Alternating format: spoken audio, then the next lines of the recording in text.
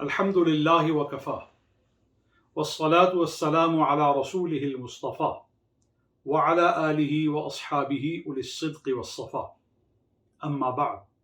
فاعوذ باللہ من الشیطان الرجیم بسم اللہ الرحمن الرحیم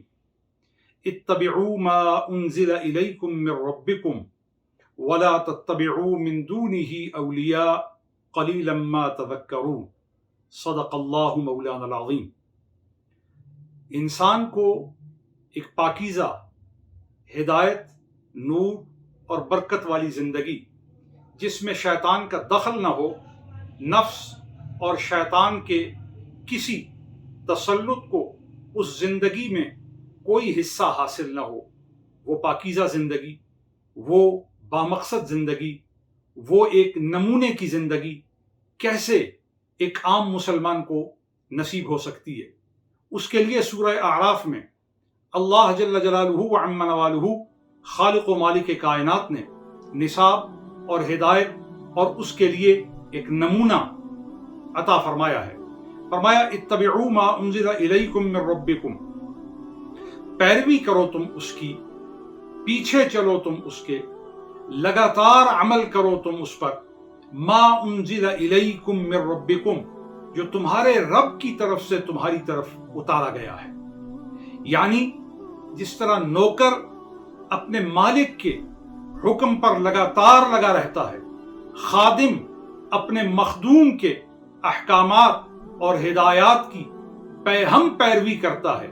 کنٹینیوسلی اس کو اوبے کرتا ہے، اس طرح تم اپنی زندگی میں اپنے رب کے حکموں کو ماننا شروع کر دو، عمل کرنا شروع کر دو اور اس کو اپنے لیے زندگی کا وظیفہ بنا لو۔ وَلَا تَتَّبِعُوا مِن دُونِهِ أَوْلِيَاءَ، اور جو اللہ کے دشمن ہیں، اس کے رسول کے دشمن ہیں، وہ طریقے، وہ انداز، وہ رویے، وہ معمولات، وہ وظائف، وہ پیٹرن، وہ لائف سٹائل، وہ ترجیحات، وہ پرائورٹیز جو آپ کو قرآن و سنت سے دور کریں، الگ کریں، ان کو ترک کر دیں اور پورے طریقے سے قرآن و سنت کے مطابق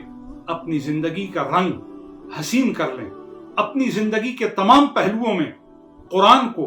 اور سنت رسول کو، اخلاق محمدی کو، طرز نبوی کو لے آئیں۔ یہی حدیث نبوی شریف میں بھی بتایا گیا ہے، لا یؤمن احدکم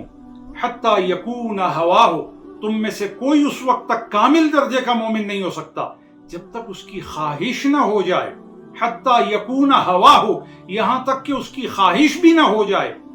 تبعا لما جئت بہ، اس کی خواہش کیا نہ ہو جائے؟ پیروی کرنے والی، پیچھے چلنے والی، کس کے؟ لما جئت بہ، اس حقیقت کے، اس اصول کے، اس دستور کے، اس قانون کے جو میں تمہارے پاس لے کے آیا ہوں، یعنی قرآن و سنت۔ قرآن و سنت ہماری زندگی کا ایک نصاب ہے،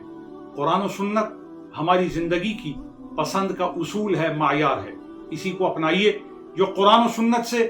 اپنی زندگی کی روحانیت، سیاست، دنیاوی، دینی، مذہبی، علمی، انفرادی، اجتماعی، معاشرتی، سماجی، خاندانی اور